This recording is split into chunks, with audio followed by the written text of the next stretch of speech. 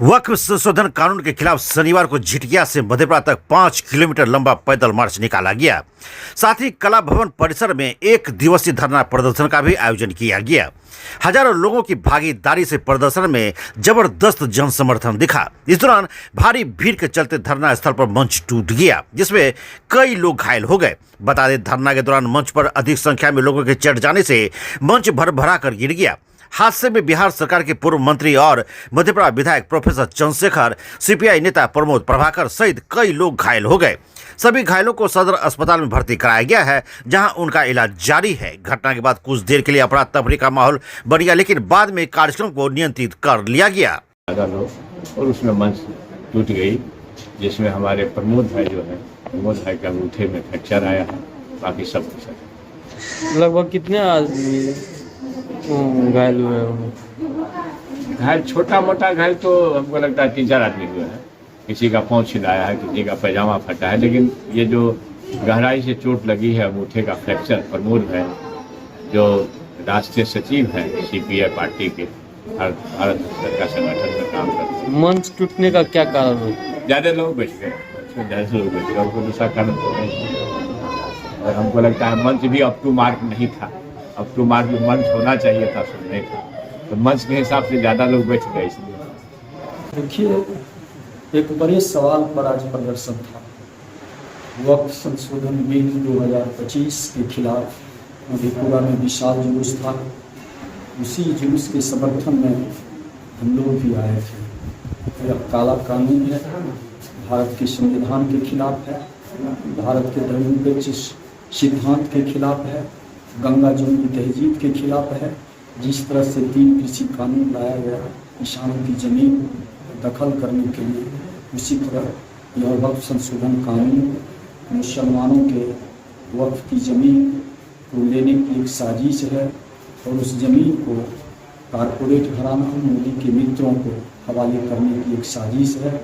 ये संविधान के अनुच्छेद 14, 19, 25 एवं 26 का खुल्ला उल्लंघन है। हम इसे काला कानून मानते हैं और इसका मुखालफत करते हैं। जब तक यह काला कानून वापस नहीं होगा, लड़ाई जारी रहेगी और हम उस लड़ाई में अपनी भूमिका का निर्वहन करते रहेंगे। अभी तो उंगली गया है, अगर गर्दन भी चला जाएगा तब भी आंदोलन रुकेगा नहीं, आंदोलन चलता रहेगा। प्रमोद प्रभाकर। आखिर मंच टूटी कैसे? क्षमता से ज़्यादा लोग मंच पर चढ़ गए। इतनी मंच मजबूत नहीं थी, इसलिए मैं ही भाषण कर रहा था, उसी समय मंच टूट गया। कितने लोग लगभग घायल हुए? मंच पर घायल हमको लगता है कि कम से कम 20-25 आदमी हुए, लेकिन मेरा तो लगभग होनी फ्रैक्चर हो गया है। मैं बुरी तरह से घायल हुआ हूँ, लेकिन परवाह नहीं है। लड़ाई है, लड़ाई के मैदान में ये सब होता है, लड़ाई जारी रहेगी। प्रमोद प्रभाकर, राष्ट्रीय परिषद सदस्य। यह कार्यक्रम इमारत सरिया और all India Muslim personal law board के संयुक्त आह्वान पर आयोजित हुआ, जिसमें झिटकिया, सिंहेश्वर, मुरलीगंज, उदा किशनगंज, बिहारीगंज, चौसा, घेलाड सहित पूरे कोसी क्षेत्र से हजारों की संख्या में लोगों ने भाग लिया। इस धरने की अध्यक्षता सामाजिक कार्यकर्ता परवेज आलम ने की, जिन्होंने अपने संबोधन में कहा कि वक्फ की जमीनें हमारी मिल्लत की अमानत है। इन पर किसी भी तरह का सरकारी हस्तक्षेप पूरी तरह अवैधानिक और गैर शरई है। हम इसे किसी भी सूरत में बर्दाश्त नहीं करेंगे। धरना कार्यक्रम में मुख्य अतिथि के तौर पर उपस्थित राजद के वरिष्ठ विधायक एवं बिहार विधानसभा के पूर्व अध्यक्ष चंद्रशेखर, सिंहेश्वर विधायक चंद्रहास चौपाल तथा राजनीतिक नेता प्रमोद प्रभाकर ने भीड़ को संबोधित करते हुए केंद्र सरकार पर जमकर हमला बोला। उन्होंने कहा, यह संशोधन सिर्फ वक्फ की नहीं बल्कि अल्पसंख्यकों की धार्मिक पहचान और सामाजिक सुरक्षा को मिटाने की साजिश है। यह एक काला कानून है जिसे हर हाल में वापस लेना होगा। मधेपुरा के काजी शरीयत हजरत मौलाना फैयाज अहमद साहब ने धरने को संबोधित करते हुए कहा कि वक्फ कानून में किए गए संशोधन शरीयत के बुनियादी उसूलों के खिलाफ है। वहीं इमारत सरिया से तशरीफ लाए मौलाना मुफ्ती वासी साहब ने शरई और कानूनी दृष्टिकोण से वक्फ की अहमियत पर विस्तार से प्रकाश डालते हुए कहा कि सरकार जानबूझकर वक्फ संपत्तियों को अपने नियंत्रण में लेना चाहती है, ताकि मुसलमानों की धार्मिक और तालीमी इदारों की कमर तोड़ी जा सके। यह हमारी आज़ादी और आत्मनिर्भरता पर हमला है। साथ ही इस संबंध में समाज सेवी शौकत अली ने कहा कि वक्फ कानून में किए गए संशोधन शरीयत के बुनियादी उसूलों के खिलाफ है, इसे हर हाल में वापस लेना होगा। वक़्फ़ बिल जिस पर आज मधेपुरा सहित अन्य जिलों में जो आज धरना प्रदर्शन की गई, वो धरना प्रदर्शन बिल्कुल निश्चित रूप से निकलना चाहिए, होना चाहिए। लेकिन आज के तारीख में 5 तारीख से पहले इसकी आवश्यकता नहीं थी। इसलिए आवश्यकता नहीं थी कि हम लोगों ने देश के मुसलमानों के जो बड़े बड़े उलमा हैं, बड़ी बड़ी संस्थाएं हैं, उन तमाम लोगों ने यह निर्णय लिया कि माननीय उच्चतम न्यायालय का जो आदेश होगा हम लोग उसका पालन करेंगे। और माननीय उच्चतम न्यायालय जब 5 तारीख को इस बिल पर सुनवाई के लिए, इस कानून पर सुनवाई के लिए, जबकि उन्होंने इस पर कोई बहुत सारे लूप पॉइंट भी निकाल दिए कि निश्चित रूप से इस पर 5 तारीख को हम लोग सुनवाई करेंगे, तो ऐसे स्थिति में वक़्फ़ बिल के जो भी ऊपर के संस्था है, चाहे वो इमारत शरिया हो, फुलवारी शरीफ हो या जो भी हो ऊपर के, वो तमाम लोगों को वक़्फ़ बिल पर 5 तारीख से पहले जो कार्यक्रम हो रहा है उस पर रोक लगा देनी चाहिए। इस ऐतिहासिक धरने में भीम आर्मी के प्रतिनिधि अबूजर खान, महताब आलम, अहद मुखिया जी, खालिद साहब, आजाद मुखिया, सबुल आलम, जियाउल्लाह, जवाज खान और अहद रजा, नसीम खान समेत कई सामाजिक और राजनीतिक कार्यकर्ताओं ने भाग लेकर सरकार के इस निर्णय के खिलाफ खुलकर अपनी आवाज बुलंद की। बता दें, यह धरना शांतिपूर्ण तरीके से संपन्न हुआ, लेकिन इसमें उभरी भीड़ और दी गई तकरीरों ने यह साफ कर दिया कि यह संघर्ष अब सिर्फ एक कानून के खिलाफ नहीं, बल्कि अपनी पहचान, हक और भविष्य के हिफाजत का संघर्ष है। आयोजकों ने अंत में ऐलान किया कि यदि सरकार ने वक्फ एक्ट में हुए काले संशोधनों को वापस नहीं लिया तो यह आंदोलन राज्य और राष्ट्रीय स्तर तक विस्तारित किया जाएगा। दूसरी ओर प्रशासन की ओर से सुरक्षा के पुख्ता इंतजाम किए गए थे। एएसपी खुद यातायात व्यवस्था संभाल लेते, लेकिन भारी भीड़ के आगे सारा इंतजाम बौना साबित हुआ। धरना प्रदर्शन के दौरान ही व्यवस्था चरमरा गई और मंच टूट गया। हालांकि पुलिस ने स्थिति को जल्द ही नियंत्रित कर लिया। देखिए मोहम्मद माजिद की इस खास रिपोर्ट को।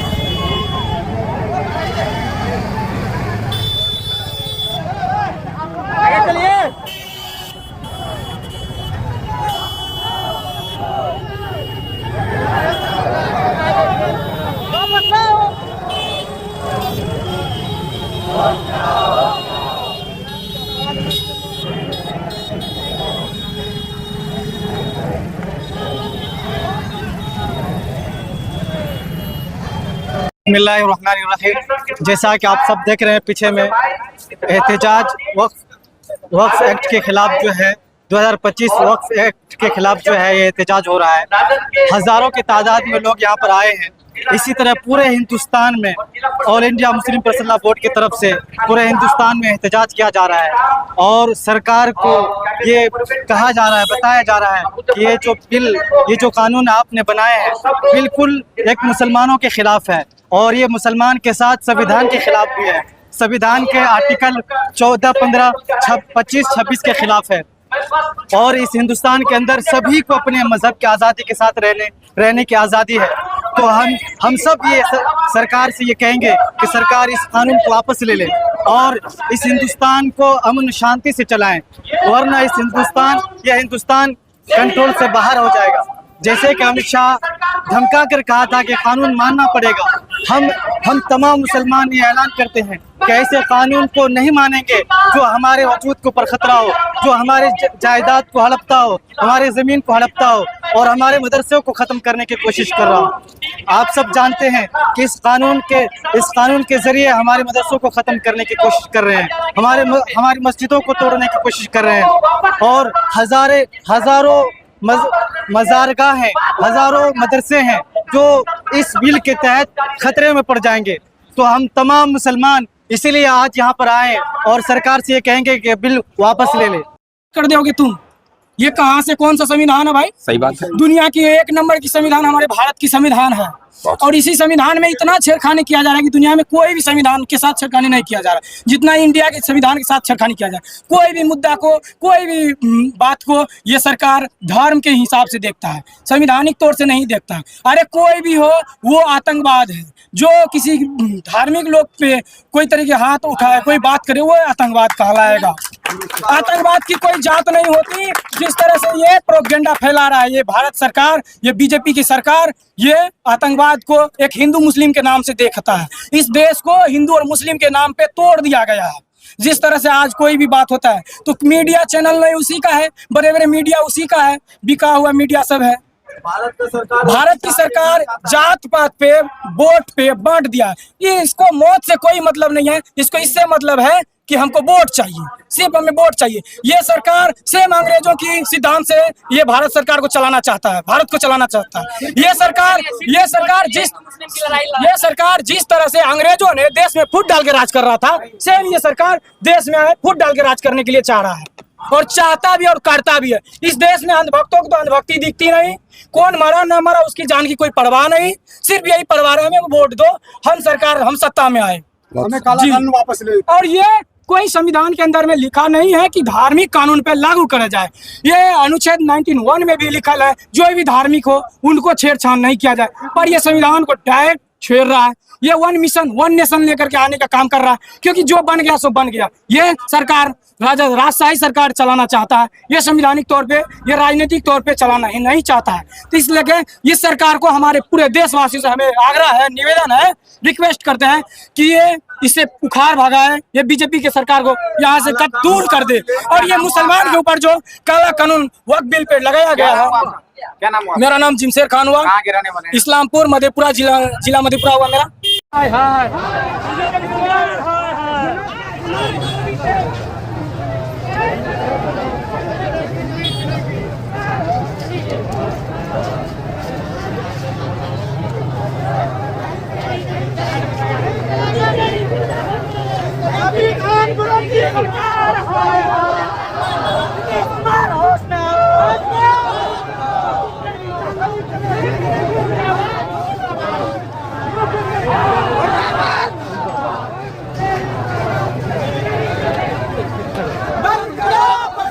इतने लोग इस मजलिस में आए हैं, आप खुद देख सकते हैं उनके जज्बातों को।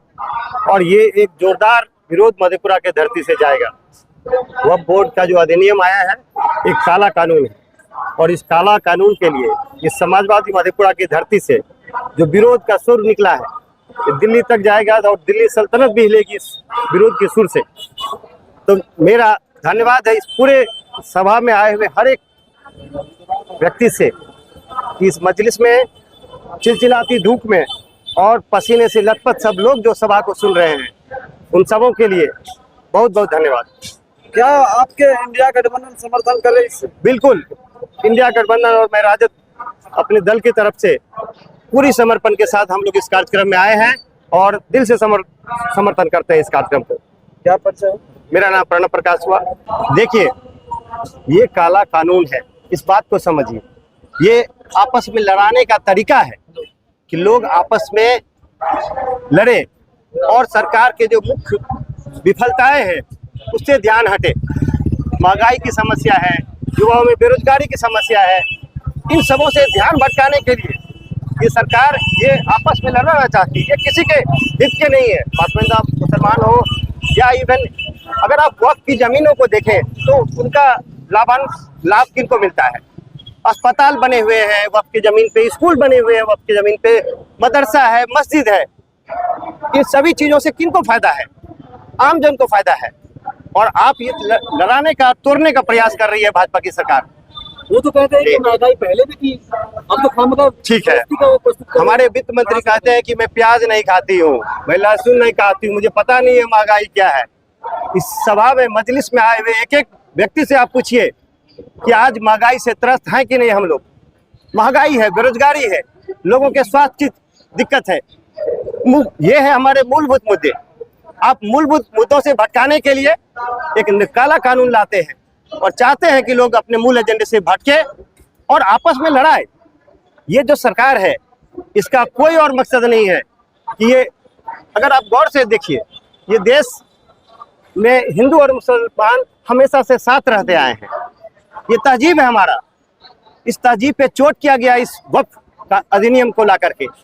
तो ये एक बड़ी साजिश है, इसको समझिए, एक बड़ी साजिश। ये सिर्फ हमारे अधिकारों को छीनने की कोशिश नहीं है, ये हमारे ताने बाने को अटैक किया जा रहा है।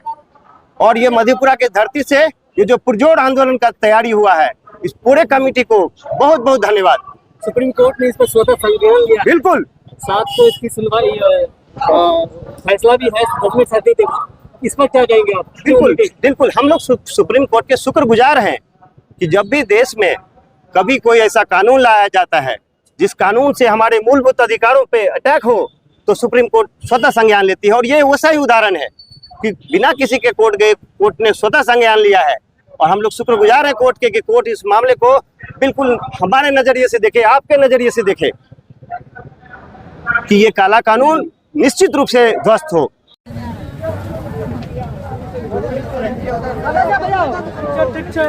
वापस करो, वापस करो। बंद करो, बंद करो, कानून बंद करो, बंद करो, बंद करो।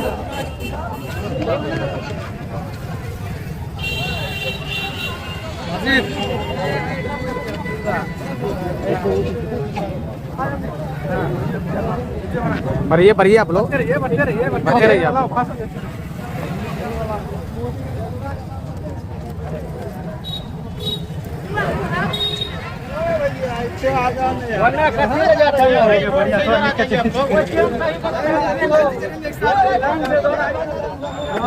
पूरे हिंदुस्तान में भी इसकी आवाज़ बुलंद हो रही है और हिंदू समाज भी इस चीज़ को देख रहे हैं कि किस तरह हिंदू मुसलमान को आपस में लड़ाने के लिए किस तरह ये केंद्र और राज्य सरकार इस तरह का बिल और इस तरह का कानून लाकर संविधान की धज्जियां उड़ा रहे हैं और किस तरह ये सेंटिमेंट को पूरी तरह से तबाह करके रखे हैं।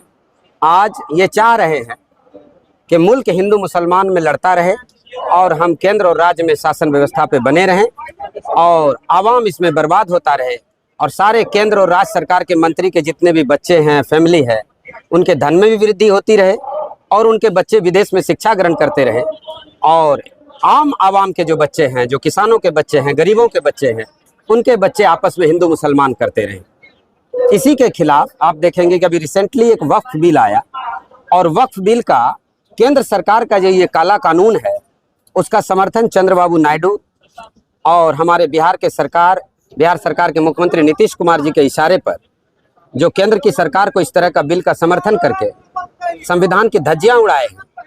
तो ये केंद्र और राज्य सरकार के खिलाफ, ये वक्फ बिल के खिलाफ पूरे आवाम जो मधेपुरा जिला से हैं, वो जो अल्पसंख्यक समाज से ताल्लुक़ रखते हैं और जिनको दुनियादारी और में वो गुमराह और अनजान है, वैसे लोग आज सड़क पर हैं।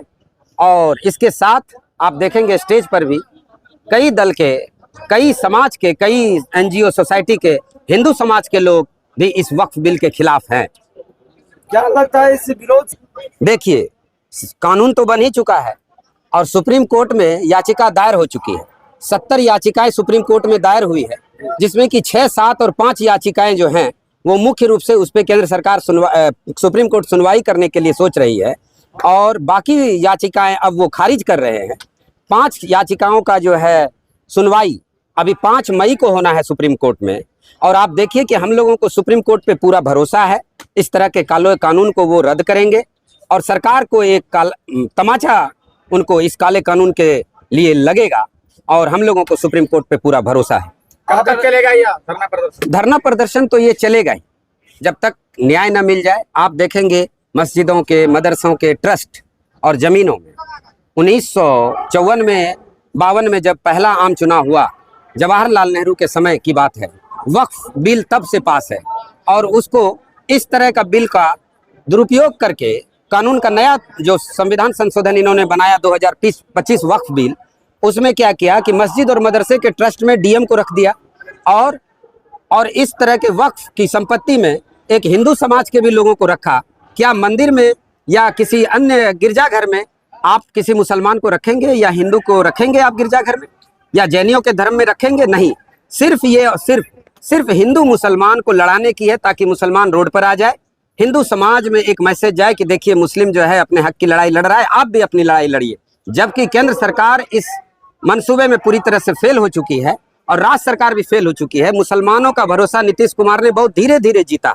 2005 में कम संख्या में मुसलमानों ने इनको समर्थन किया था, लेकिन उसके बाद धीरे धीरे नीतीश कुमार पे यकीन बढ़ा मुसलमानों का। लेकिन जिस तरह नागरिकता संशोधन बिल लाकर और केंद्र सरकार को इन्होंने समर्थन किया, फिर जाके वक्फ बिल में समर्थन किया, और भी कई ऐसे बिलें हैं जिसपे इनको, जैसे नोटबंदी में इन्होंने समर्थन कर दिया, इस तरह का समर्थन करके ये क्लियर कट पिक्चर दे दिया है कि मुसलमानों के लिए इनके दिल में अब कोई जगह नहीं है।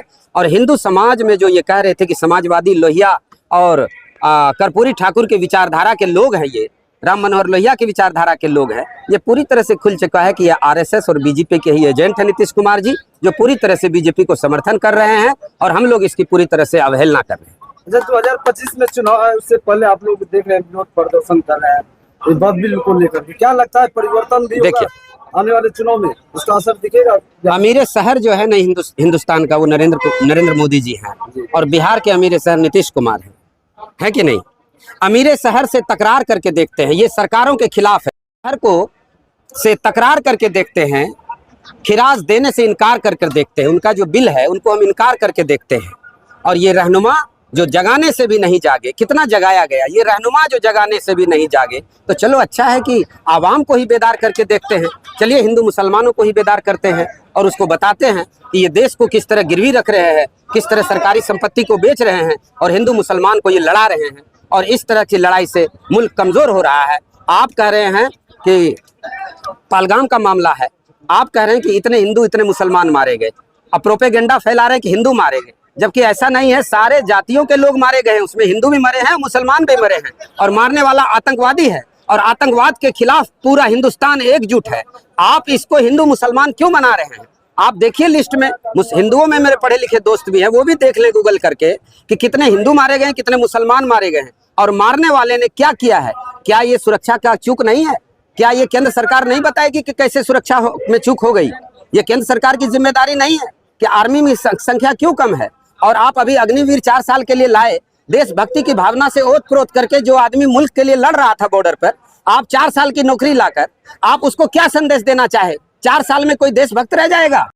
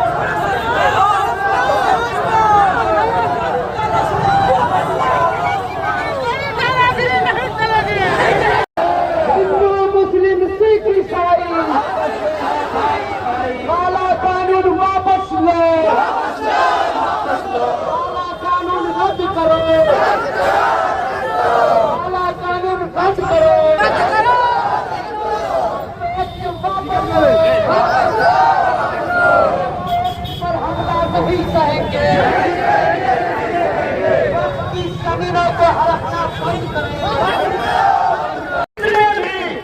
हिंदुस्तान से बाहर हिंदुस्तान में पैसा लूटेगा सब गुजराती है। 95% गुजराती लोग विदेश में जाके एक्सपोर्ट कर रहा है, उसके उनका नजर नहीं आ रहा है। एक गरीब से गरीब लोग जिस समय में जमीन में कोई तो हम क्रांतिकारी इस्तेमाल करते हैं, लाल सलाम करते हैं। मित्रों, यह काला कानून है, जिस तरह से तीन किसी कानून आया सरकार। आज मधेपुरा शहर में वक्फ संशोधन बिल 2025 के खिलाफ एक विशाल प्रदर्शन का आयोजन था। प्रदर्शन झिटकिया के मैदान से निकलकर यूनिवर्सिटी होते हुए, कॉलेज चौक होते हुए कला भवन परिसर मैदान पहुंचा। काफ़ी बड़ी संख्या में लोग थे और भाषण का दौर शुरू हुआ, संबोधन का दौर शुरू हुआ। और उसी क्रम में जब मैं भाषण कर रहा था तो मंच टूट गया और मंच के टूटने से मेरा पैर मंच के नीचे फंस गया, जिसके चलते हमारा अंगूठा, बाएं पैर का अंगूठा पूरी तरह से फ्रैक्चर हो गया है। सवाल हमारा अंगूठा फ्रैक्चर हुआ, मुझे इस बात की कोई मलाल नहीं, क्योंकि यह लड़ाई बड़ी लड़ाई है। यह लड़ाई है देश बचाने की लड़ाई, गंगा जमुनी तहजीब को बचाने की लड़ाई। यह लड़ाई है भारतीय संविधान की हिफाजत करने की लड़ाई। क्योंकि आप सबको मालूम है कि वक्फ संशोधन कानून 2025 खुल्लम खुल्ला भारत के संविधान का उल्लंघन करता है। संविधान के अनुच्छेद 14, संविधान के अनुच्छेद 19, संविधान के अनुच्छेद 25 और संविधान के अनुच्छेद 26 को पूरी तरह से खारिज करते हुए यह वक्फ संशोधन कानून बनाया गया है। यह कानून मुसलमानों की धार्मिक आज़ादी पर हमला है। यह कानून वक्फ के जमीन को कारपोरेट परिवार को देने की साजिश है। जिस तरह से 3 कृषि कानून बना किसानों की जमीन हड़पने के लिए, उसी तरह यह वक्फ संशोधन बिल बना है वक्फ की जमीन, मुसलमानों की धार्मिक जमीन को कब्जा करने की। वक्फ की जमीन किसी व्यक्ति की जमीन नहीं है, यह अल्लाह की जमीन है। और हो सकता है कि बहुत सारे जमीनों की कोई कागजात, कोई दस्तावेज नहीं हो। वे सारे जमीन जो कीमती जमीन है, ज्यादातर जमीन वक्फ की शहर में पाई जाती है, उस जमीन को कब्जा करने की साजिश चल रही है। इनकी मुसलमानों की अभिव्यक्ति की जो आज़ादी है, धार्मिक आज़ादी है, उसे छीनने की साजिश है। धर्म के नाम पर भेदभाव आज पूरी तरह से किया जा रहा है। विभिन्न धर्मों का भी धार्मिक संस्थान है और उनके जमीन है। बड़ी जोर शोर से प्रचार किया जा रहा है कि वक्फ को रेल और रक्षा के बाद सबसे ज्यादा वक्फ के पास जमीन है। मैं खारिज करता हूं इसको। सच्चर कमेटी ने कहा है कि लगभग 5,72,000 एकड़ जमीन वक्फ के पास है पूरे देश में। ये मैं नहीं कह रहा हूं, सच्चर कमेटी कह रहा है। और दूसरी तरफ आंध्र प्रदेश, तेलंगाना और तमिलनाडु में 10 लाख एकड़ से ज्यादा हिंदू धर्म के पास, हिंदू धर्म संस्थान के पास जमीन है। तो फिर ये कहना कि रेल और रक्षा के बाद सबसे ज्यादा वक्फ की जमीन है, ये पूरी तरह से गलत है। मैं और आपको बताऊं कि केंद्रीय वक्फ काउंसिल जो है उसमें 20 सदस्य होते हैं। उस 20 सदस्य में 8 सदस्य ही मात्र मुसलमान हैं, 12 दूसरे जाति के, दूसरे धर्म के मानने वाले लोग होंगे। ऐसी कोई दूसरे धर्म की जो संस्था है, उस संस्था में दूसरे किसी भी धर्म को रहने नहीं दिया जाता है उनके कमेटियों में। आखिर वक्फ में क्यों? वक्फ में सिर्फ 8 मुसलमान और 12 दूसरे क्यों? यह पूरी तरह से मुसलमानों को के साथ भेदभाव अपनाया जा रहा है। यह देश को विभाजन चाह रहा है नरेंद्र मोदी।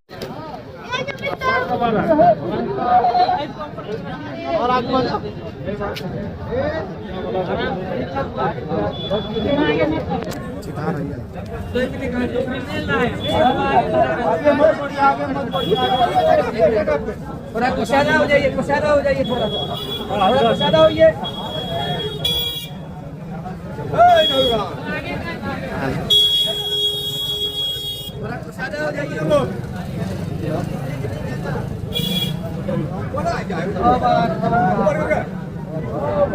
सत्तर वर्षों से विश्वसनीय प्रतिष्ठान बंसीधर इलेक्ट्रिकल। एक बार सेवा का मौका अवश्य थे। Bansidhar electricals, law college road, Subhash Chowk, Indian bank के पीछे। ठंड के मौसम में सुसुम पानी यानी गुनगुना पानी का सेवन करें ताकि आपकी दांत की परेशानी कम हो जाए। और जैसा कि हम पहले भी बोल चुके हैं कि 2 बार ब्रश अवश्य करें, रात में खाना खाने के बाद और सुबह।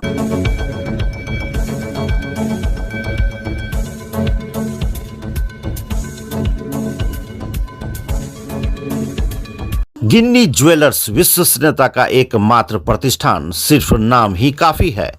ग्राहकों के विश्वास पर खरा लगातार 24 वर्षों से सेवा। आपके बच्चे भरेंगे शैक्षणिक उड़ान जब उनका होगा आवासीय डव जूनियर स्कूल में नामांकन। मुरलीगंज के झील चौक स्थित बिहार सरकार से मान्यता प्राप्त आवासीय डव जूनियर स्कूल में कुशल अनुभवी शिक्षकों के द्वारा CBSI पैटर्न पर आधारित कक्षा नर्सरी से 8वीं वर्ग तक की पढ़ाई कराई जाती है।